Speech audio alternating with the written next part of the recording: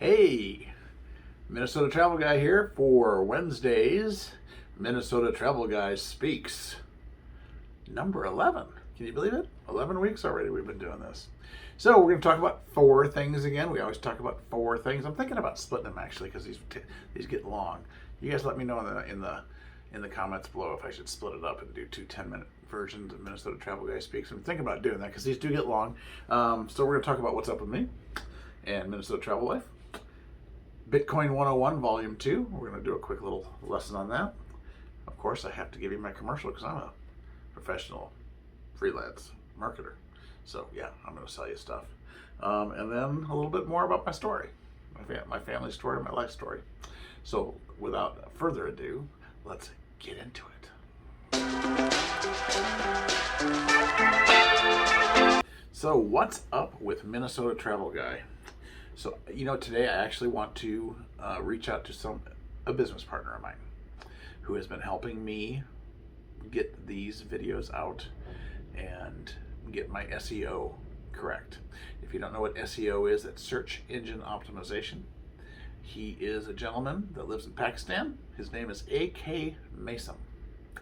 And he has helped me do my SEO, search engine optimization, for my last probably 30 videos. And he has been very successful at getting my videos ranked number one in the Google searches. And if you are an entrepreneur or somebody, a new YouTuber or someone like that who needs help in the SEO department, I fully recommend AK Masum. I found him on Fiverr. And this one episode only, this one episode only, I'm going to allow him below to put a link to him so that you can talk to him and get your SEO optimized. You will be amazed what it means. And it's not just tags, it's SEO optimization for the Google searches. And if you'll look, most of my videos are ranked number 1 or 2 in Google searches if you look up the subject of the video. And that is all due to him and all the magic he performs. So I highly recommend AK Masum. And the reason I'm doing this time is it's a birthday present for him. He is a 23-year-old man as of the 19th of November. Happy birthday. Happy birthday to you. Happy birthday to you. Happy birthday, AK Masum. Happy birthday to you. Thanks a lot, dude. You've been helping me out a lot, and I really want to do a thank you publicly. And please do put a link down below, in this video only, down below, so folks can contact AK Masum. Use him. I thoroughly trust him. He is an awesome dude, and he really is good at what he does. And he can do so much more that I'm not even using him for yet. I plan on it when the money starts rolling in a little bit better. He's going to be tasked more. Anyway, moving on from that. Outside right now, and we're in Dent, Minnesota. It's 50-mile-an-hour winds. It's snowing. It's like a gale out there. If you can hear wind in the background, it's because it is blowing hard tonight. Winter has arrived in Minnesota. Yay! It is time for the future Minnesota Travel Guy to travel to Costa Rica for a month or two. That is the goal within the next year or two, to be able to travel down to Costa Rica when it gets like this for those 3 cold months of the year. So that is what's new with me. So moving on, we're going to talk about Bitcoin. And I do have notes. Of course I have notes because I have a horrible memory. But we left off with Bitcoin. You get your CoinSense wallet, which I again will put a link down below. Now just go to coinsense.com. I won't put a link down for it again. But CoinSense, or you can go back to the Minnesota Travel Guys Speaks 10. There's a link there. If you'd like to, I get a referral for it. It's nothing really, but I get a little referral for it if you use that. If you don't, I don't care. I really don't. This is more about your education for Bitcoin and my education. Quite honestly, I'm learning as I go. So Bitcoin, how it works, it's unlike credit card networks, Visa and payment processors, or like PayPal. Bitcoin is not owned by an individual or a company. Bitcoin is the world's first completely open payment network, which means basically anyone with a connection to the internet is free to play with Bitcoin and pay with Bitcoin and receive Bitcoin. All you need is a connection to the internet. It does not depend on governments. It does not depend on banks and regulations, which again drives banks and governments crazy because it's free, absolutely free trade. And there's no fees, no anything. It's just Bitcoin. So, let's see. Last time I hinted around that I was going to not talk about how they mine it, and I'm not really going to get into the huge process of mining it. It's mathematical equations is really what it is, and they have huge specialized computers just to mine Bitcoin. And in the early days, when Bitcoin first came out in 2010, you could actually mine Bitcoin with your home personal computer. But as you get more and more of them and further into the blockchain is really, and you heard me talk about those ledgers, those bank ledgers. The word for that really is blockchain. The blockchain gets longer and longer and longer. There's more and more equations to get these theoretical Bitcoins. So the computers that they need are huge, and they take massive amounts of power, and usually it's done by partnerships of people that can afford to buy those huge computers and the rigs. They're actually like a rig, like a trailer that, well, I mean, they even have bigger ones than that, but I know a guy who actually has a trailer that you hook up to 220 volts. It has to have a massive power supply to power those computers. So in October 2019, okay, so yeah, there was the, so in 2010 you could have done it with your computer, your home computer. In 2019, you needed a computer 12 trillion times more powerful than you did in 2010 when Bitcoin first came out. So 12 trillion times more powerful computer. That was in 2019, so it's even exponentially bigger now.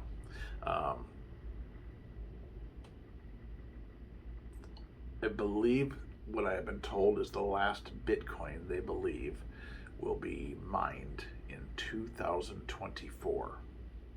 So let's go to how they keep these guys. You know, Bitcoin's worth a lot of money. $64,000 a Bitcoin. So I mean, if you can mine a couple of Bitcoins, you got some cash, so you can afford a big rig, or if you're going to mine. So here's how all of those rigs also keep the ledgers. All these rigs are all over the country, all over the world, and all these huge computer rigs. And how they keep the ledgers up to date is every 10 to 12 minutes, the Bitcoin puts out a mathematical challenge to the rigs, and whoever can come back first with the win is awarded. It used to be 12.5 Bitcoin. If you think about that, $67,000 a Bitcoin times 12. That's what, $750,000 for being the first one to get that mathematical. So that is how they keep the miners in money. Okay, and that's how the Bitcoin is getting mined. So that it's very simple what I'm telling you, but that's how they do it. Every 10 to 12 minutes they put out a mathematical equation that's huge, which actually comes up with the answer to the next Bitcoin, and the winner gets 12. It used to be 12.5 Bitcoins. It's probably significantly less now. As they get closer to the end of the blockchain, where the 21 million will all be mined, they're probably giving away less and less Bitcoin. But still very, very much worth it at $67,000 a Bitcoin every 12 minutes. Even if they're giving one away every 12 minutes, it's 67 grand. I think I couldn't tell you what they're giving away now, but I'm sure they're still giving away a significant amount. So that is that. Depending on your goals, Bitcoin can function as an investment vehicle, a store of value, just like gold. People hold gold. Well, you can hold Bitcoin for the same exact reason, just to hold value. You think the economy is going to crap, Bitcoin is inflation proof. It's not tied to any governments, it's not tied to any banks, it's not tied to anything. So when inflation goes up, it really theoretically doesn't change Bitcoin's value very much.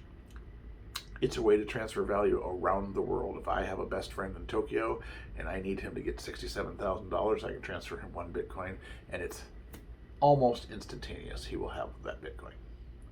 And no banks involved, no fees involved. It's just a transfer on those ledgers.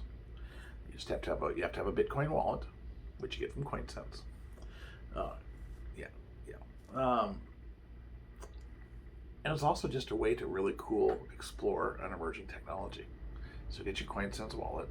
Use my little link in the last video, Minnesota Travel Guy Speaks 10, and get your CoinSense wallet and play with it. Like I said last time, buy $10 a month. If it shoots craps, who cares? I believe I'm going to, and this again, I give you zero advice. I am not an investment counselor. I'm certainly not a Bitcoin counselor, but I'm kind of intrigued by Shiba Inu. It is the one that is less than a penny right now. And AMC Theaters just recently announced that they're going to start accepting Shiba Inu coins. So I don't know, will that make it pop up? I don't know. So I'm going to give that a shot. I might buy, I don't know, a little bit amount of that just to see what happens, because it's less than a penny. So I mean, if you spend $100, you'd have a lot of shares, and if it went up to $1, you'd have a lot of money. So that's how that works. Bitcoin is a currency native to the internet. Unlike government issued currencies such as the dollar or euro, Bitcoin allows online transfers without a middleman, such as a bank or a payment transfer system.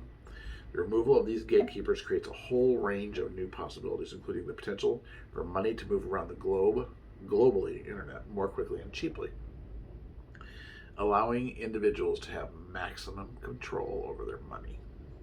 That's what people love about Bitcoin, is you have control of your money, the bank does not. It's legal it is legal around the world to hold and to use and to trade. It can be spent on everything from travel to charities. And soon the AMC Theaters are going to accept Shiba Inu. Is Bitcoin money? It's been used as a medium of exchange, a store of value, a unit of account, which are all properties of money, but it's only digital. There is no physical form. It's just digital money. You know, all the fancy words, whatever you want to call it. It's a big gift card, but it's digital money. So we already covered that. And I already covered how they reward the miners. Yeah, so every 10 minutes or so, a winner is found, and the winner updates all the Bitcoin ledgers around the world, and with new valid transactions. The prize changes over time. Oh, but as of early 2020, each winner of the raffle was awarded 12.5 Bitcoin. You do the math, at 67 grand a Bitcoin. That's a pretty big, nice raffle winning every 10 to 12 minutes. So, Bitcoin, think about it. Go to CoinSense, play with it. Maybe I will put a link down below, just because I've been talking about it. I probably should while I'm doing the Bitcoin talk. That's it about Bitcoin. What's next? My commercial. My commercial again is going to be for internet marketing.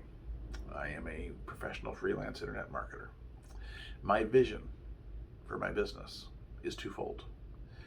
I want to, of course, make enough money to support my wife and I, Minnesota Travel Wife, and so that we can both retire early and spend as much time together traveling the world as we possibly can. The second part of my vision is that I want to create a nonprofit that will produce, ship, and allow for food to go into disaster relief areas quicker and faster, even than the people on the ground that are currently feeding people. And I think I have the more I action reads thought processes, and the more I get into this, the more I've really come up with a solution that is really going to be amazing. And I think it's really going to feed massive numbers of people easier than even, like, say, Mercy Chefs does right now. And so I just need this, my internet business to kick off a little bit more. 10% of all my earnings, if not more, are going to go to this nonprofit. Watch out, when I open that nonprofit, I'll be asking you for money then, but I'm not there yet. I'm still working on the details. I need to talk to some food producers, and I'm going to be doing that shortly. So again, if it wasn't for professional freelance affiliate marketing, I would not be able to even conceive of either one of those visions, much less one, much less two. And through this educational experience that I have been receiving, it's possible now. There's not a doubt in my mind. It's possible. Very conceivable. It is all up to me. It's not going to be easy, but it's possible. Working my 9-to-5 job, it would have never been possible. Affiliate marketing is due to scale. You can scale. I can talk to all 3.5 billion people on Facebook or YouTube, the two biggest search engines in the world. In case you didn't know, that's really what Facebook and YouTube are. They're big search engines. That's really all they are. And they're a big place that people advertise things to. I know lots of people don't believe that that's what they were created for, but it is. That's what they're created for. They're big sales engines. That's really what they are. And that's where YouTube makes the money and Facebook makes their money. So, please consider enrolling in the same education that I've been enrolled in. It has opened my mind, blowing my doors. What's coming out of my head now that I don't think of money as a problem. It's just a means to get to where I need to go now. And I will get there. No doubt in my mind. So push the link down below saying, I want to be a professional freelance affiliate marketer. It will open your eyes and blow your mind to an entire new world that's out there. It's the new world economy. And it's already here, and it's been here for a few years, but it's really, COVID shoved it off a cliff, and it is flying now. There's never been a better time. You know, when's the best time to plant a tree? 20 years ago or today? There's no bad time. It's not like it's the end of the universe, the end of the internet. The internet's not going anywhere. Freelance professional marketer. Join me. You won't be sorry. There's my commercial. My story. We left it off last time. We had bought our second Maple Street Cafe in downtown Eldon, Missouri, just north of Lake of the Ozarks. If you know the Ozarks show, most of our employees came from the Ozarks. So we had just moved to our second location. We were doing well there. Susie's never been fond of the cold. It's surprising. We live in, Dent, Minnesota now. But there was one day that she slipped and fell on the ice outside, shoveling the ice off of our front stoop of the Maple Street Cafe. She came in cussing and swearing. She said, we need to get the hell out of here. We need to move to Florida. And I think it was less than a week. I want to say, I've always tell people it was like the next day, but it was probably less than a week. Our head server, his husband and her, who he was a renowned chef at the Arnold Palmer Golf Course down at the Lake of the Ozarks. They both said, let us buy it. And we wanted out. They wanted a restaurant. And 2.5 weeks later, we were in Florida. We sold the place and we were gone. There's always this little story I like to tell about how we got there, though. We had this old farmhouse that we just filled up with crap after 5 or 6 years of having 4 kids at home. And anyway, we bought this huge 3-yard roll-off, which is one of those huge construction dumpsters, and we pulled it up to the side of the house, and we were just throwing. We were gonna travel light to Florida, so we were dumping everything in there. We had it full. It was due to be picked up. I left for Florida 3 days before, maybe 3 or 4 days, maybe a week before the kids and Susie came, to drive down to get us a place to live and to drop a car off and fly back so that I could drive the moving truck back to Florida. So the very first night, Tyler, our little darling, who claims he didn't know that there was fireworks in the house. He knew exactly where they were. I know, and knew how many bottle rockets too, and black cats we had. But he had asked his mom, could I blow these up? And I wish we really knew the real story, because I have a feeling maybe he lit the bag on fire and dumped it in the dumpster just to see what would happen. But anyway, his story is that one bottle rocket went in there and lit the entire thing on fire. It's not a great story. It's not one of his best. He had better stories. He was a way better liar than that. But I still to this day don't buy it. And he still owes me $500 because the dumpster went up in flames. My little 4-year-old daughter was calling me on the phone saying, "Daddy, the dumpster's on fire. It's going to burn down the house. What are we going to do?" So anyway, firemen came, put out the dumpster, and Dad got a bill for the emptying the dumpster and the repainting of the dumpster for $500. Something we really needed to do while we were moving and broke. Thanks, Tyler. Thanks a lot. You owe me $500. Anyway, but it's a wonderful call to get when you're 2,000 miles away from your family in Florida. Anyway, we moved to Florida.